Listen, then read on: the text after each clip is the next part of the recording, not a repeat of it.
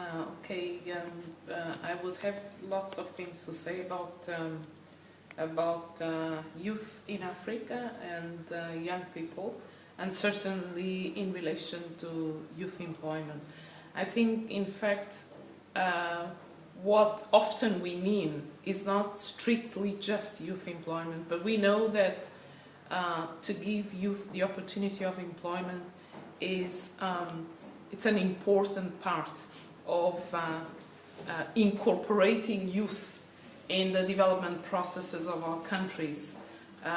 The problem is that youth is disenfranchised.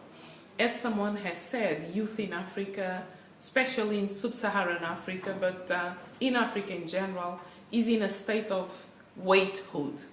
Youth is waiting for their turn to be able to study, having studied to be able to have productive jobs, to be able to feel part of the solution of the problems of underdevelopment in Africa. And that is what is not arriving. And youth employment is at the center of starting to find a solution for that problem, which is so important and which impinge in the future of this continent. I think that behind that there is a question of governance. There is a question of what youth and civil society itself can do for itself. There is a question of what partners can do. And here, the public-private partnerships are extremely important. It's not just government that is going to create employment.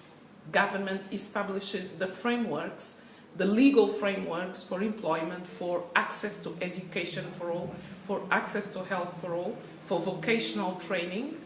But the private sector as a partner has a role. There are other partners that are important that have attended this conference, and these are the development partners, the donors, les bailleurs de fonds. We all have an interest, we all have a stake, and youth cannot continue to be in a state of waithood, because while youth wait for opportunities that do not arrive, there are others who are going to take advantage. Today in our sub-region, youth is being recruited for the groups that are destabilizing the sub-region.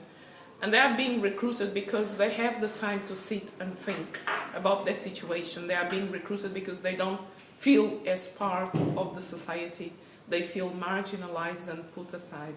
So they are trying other things. They are accepting to do other things and to be part of other processes. And those processes sometimes are the very processes that will destroy the fabric of our communities and societies. So basically, if we see the problem in a holistic manner, I think that each one of us, stakeholders, governments, civil society, the UN itself, the private sector, the donors, the youth itself, is going to do their bit so that we change the paradigm of development that excludes women, that excludes youth, that excludes people with disabilities from the plans of development of our countries. That we want to be inclusive, we want to be for all.